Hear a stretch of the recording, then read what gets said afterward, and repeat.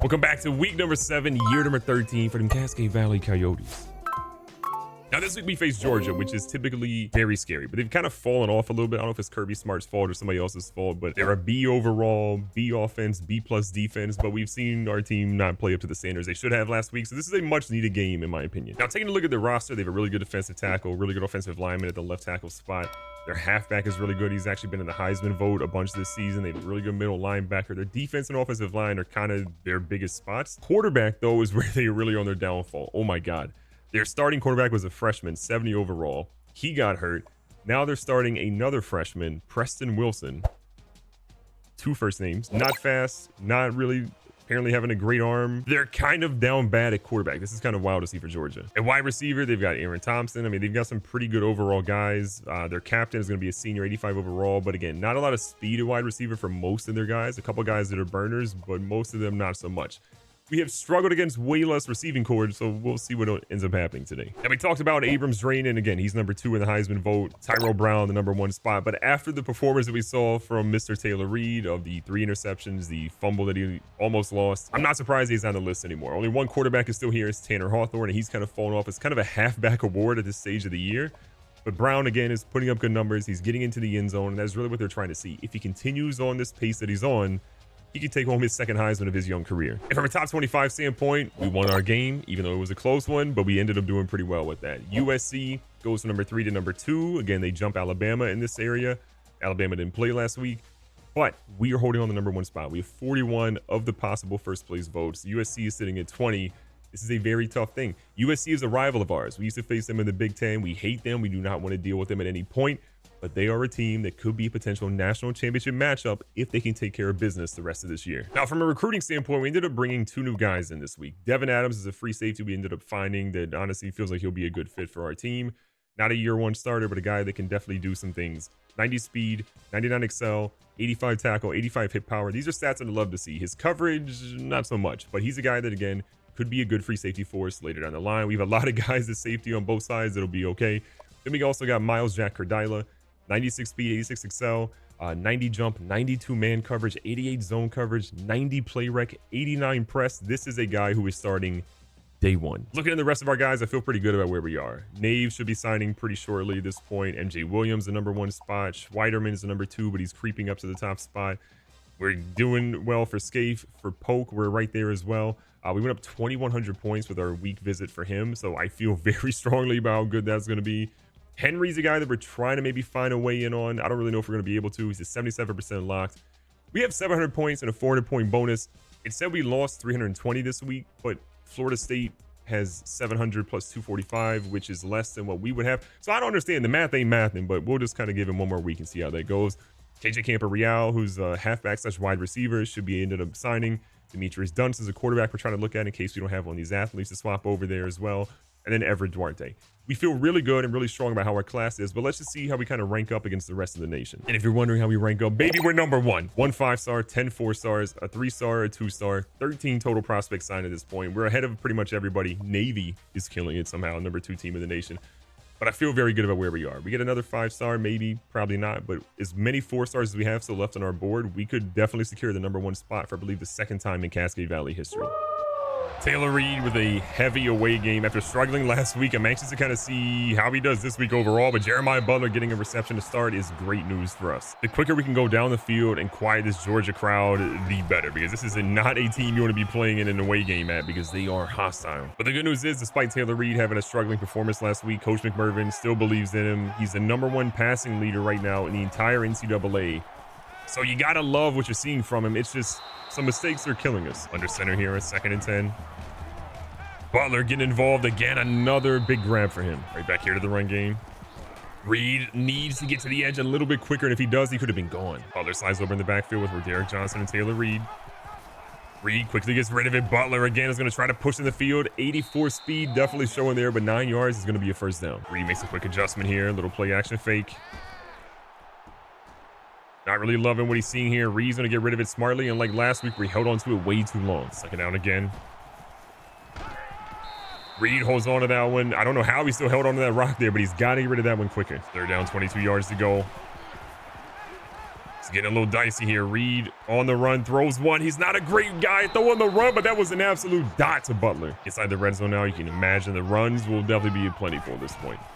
See if Georgia can stop him. Brown trying to get to the edge. Brown gets some good run blocking here. Brown cuts up, and they say he's in the end zone. What a run by Brown. Some people might consider Anthony Odiari the #1 defensive end in this upcoming draft, and honestly, I believe it. That dude is an absolute stud who puts pressure on people nonstop. And Reggie Kraft, we wanted to pick, but people take the deflection there. 4th and a lot of yards here. Georgia's going to opt to go ahead and kick the football to try to get on the scoreboard for the first time today. This ball is up. This one is down the middle, and that is a grade A kick by the Georgia kicker to cut the lead to 4 points as we check in, and Auburn has a close little lead over Tennessee, but it's still early in that game. Georgia crowd right back into it. They feel really good with what just happened on that drive, but can it be sustained? Reed with a nice pitch out here to Butler. Butler, again, not the fastest guy, but we'll take 3. Reed back in the center. Butler in motion. He's feeling the pressure, but look at Taylor Reed take advantage of what the defense gives him, and he gets another first down. And the ball right back to Tyrell Brown. Brown again running. Tyrell Brown out here sprinting for a 25-yard run. Georgia kind of pinches their line here, but we're still going to hand it off to Tyrell Brown. Brown tries to get to the edge, cuts back up the middle a little bit for 4. Tyrell Brown comes out for a play, but he almost has as many rushing yards this week as he did all of last week. It's been a great week for him so far as Roderick Johnson goes for nothing on that reception. 3rd and 7 to go. Little play action fake here.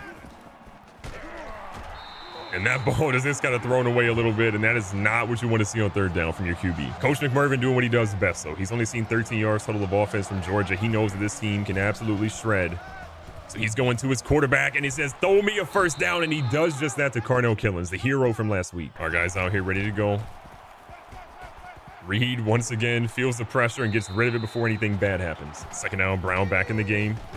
A quick dump off here to Tyrell Brown. Brown looking to get something in here, and Brown is celebrating in the end zone with a 13-yard reception. 3rd down, 13 yards to go. Their QB got to be feeling some type of way. He goes for a check down Charlie play, and that is not going to get it done. 4th down here for Georgia. They're needing this field goal. Their kicker has been money so far today. He drills yet another one to cut the lead to 8 total points. We check in on the Auburn-Tennessee game, and Auburn starting to prove they are that guy, pal. The wild thing about Auburn is they're actually the number 20 ranked team in the nation, but they are 0 for 2 in conference play. Tough, but I mean, they're still heavily ranked, so obviously they're getting some respect. Taylor Reed showing the wheels. We're here for it. 2nd and 7 to go.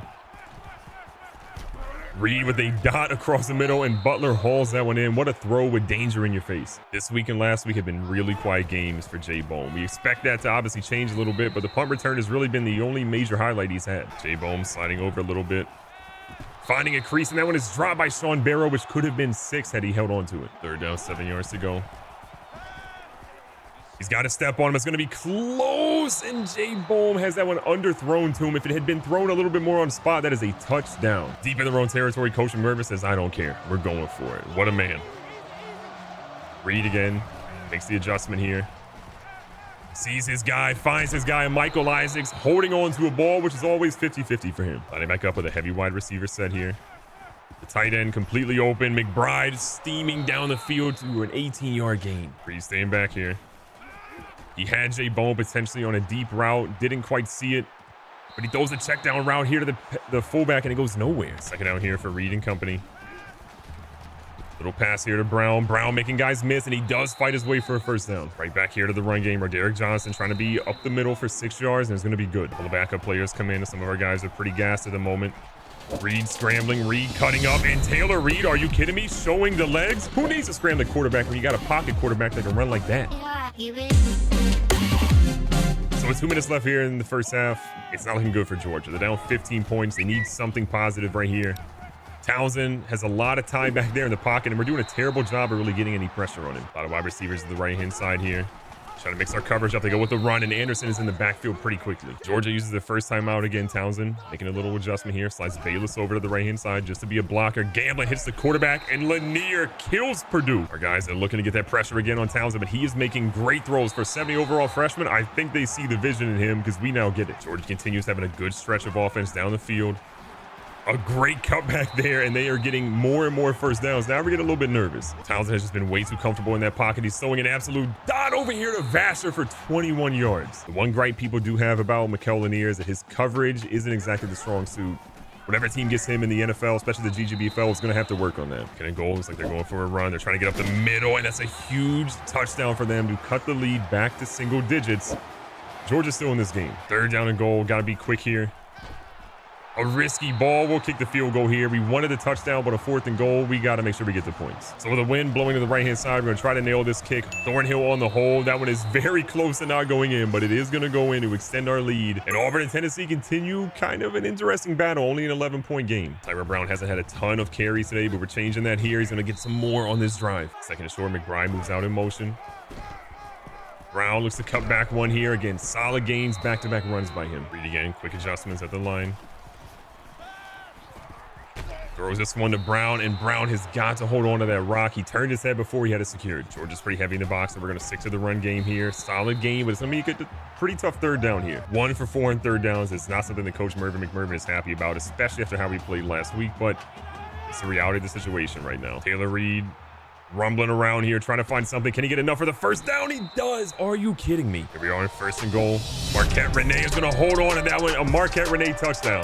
That's like seeing a UFO. Anderson ready to send the blitz through as soon as he hikes that football, and Townsend's taking his time. He knows the blitz is coming. He's trying to make sure his offensive linemen pick it up properly. Look at all the time he has in the pocket. We got a guy there in Simmons, and that's it. He has the record. The 20th interception of his career is going to break the Cascade Valley record. To see Desmond Simmons' career, to know that nobody really expected him to be the guy to break that kind of record, just shows you the kind of commitment he's had. And speaking of a record, Tyrell Brown is about to break a record for longest run there. 20 interceptions in your little college football career. It's just remarkable. When that man goes to the GGBFL, he's going to be a highly coveted prospect, but he will always be one of the best players to ever play at Cascade Valley. Rumors had it that Mike Hemphill found himself in the crowd today as well, because he knew he had a chance to maybe congratulate one of the best players in Cascade Valley history. 3rd down, 4 yards to go. Again, we need a successful conversion here. You find Butler, and I think he has enough. They say he didn't, but you know Coach McMervin's going for it. 4th down conversions have been fantastic for us. We've converted every single time, and this time will be just like the others, a great conversion. Taylor Reed takes his time. Throws one. It's Jay Bohm. Finally, he gets some separation down the field. Jay Bohm getting his 1st reception this late in the game is just nasty work, if you ask me. But he gets back-to-back to get a touchdown here. 3rd down and goal here. Tyrell Brown looking for some blocks. Doesn't really get too much here, and this man is thrown to the ground after a 1-yard reception. So our kicker, Evan Shepard, who's also our punter, will get a little bit of work here. You already know this man is pretty much automatic. The lead increase is 41-13. Georgia, where you at? A lot of these teams from the SEC are really familiar with our play style. We are out here trying to put up numbers. We ain't out here trying to make friends. We are trying to make enemies and put up numbers on these teams and show them that we are the team that they should be fearing, despite throwing for a loss of 4 yards in that play. I will say it has been really nice to see Reed have a much better game. He's thrown for 3 touchdowns. He's only turned it over 1 time, but still, considering all the turnovers he's had before that, it's just nice to see him have a good game. It's also great for Tyrell Brown to be out here balling like he is. He's 100 and maybe 50+ rushing yards today against a Georgia SEC run defense. We'll take that every single time. 2nd down, 8 yards to go. Jay Bohm finding himself open. Jay Bohm out here skating on him. Jay Bohm out here skating on him. Can he get to the end zone? He cannot, but what a catch. Back out here to the run game. Tyrell Brown goes for a little bit of something, but not really much to be happy about. Back in the center here for Reed. Decides to throw one here to the backup running back, and Demetrius Thompson nearly escapes that one for a touchdown. 1st and goal, getting these guys lined up. Brown nearly gets in the end zone again. Coach McMervin has the guys hurry back up here.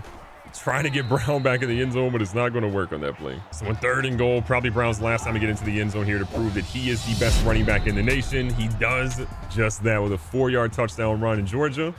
We'll be seeing him. And just like that, Cascade Valley goes into Georgia, a hostile SEC territory, and gets a W. Taylor Reed might have got the player of the game, 373, 22 yards on the ground, 4 total touchdowns. But to me, Tyrell Brown is the guy that helped us lock up this W and do it pretty quickly. Recapping the stats again, you saw what Reed had, 29-42, 373, 3 tutties, and interception. Got sacked twice today, but overall, he was much better than what he's been in previous weeks. On the rushing, again, 19 for 152, 2 touchdowns, 3 runs over 20+ yards today. That's my Heisman winner running back right there. And then in the receiving game, Jeremiah Butler got started early, 7 for 1 hundo. Tyrell Brown at 5 for 27 and a touchdown. Bohm didn't really catch a ball until I believe the end of the 3rd quarter or 4th quarter, but went 5 for 109 and a touchdown. That's what a dynamic player does when you get the ball in their hands, let them go out there and make some plays. McBride and the rest of these guys did well. Marquette Renee getting the end zone was a sight for sore eyes. And then defensively, Reggie Kraft, who we've had some issues with, especially in coverage, 6 tackles for him, 1 for a loss. We kept him in the starting lineup, and honestly, he did pretty well. From a sack perspective, we were everywhere. We had one from Odiari, Jesse Rivers, and Jaron Poe. Interceptions, the only one that mattered was the one that happened. Desmond Simmons with his 20th career interception, the most in Cascade Valley history. You love to see it. Be safe, be smart, tell somebody you love them. Catch you guys on the next one.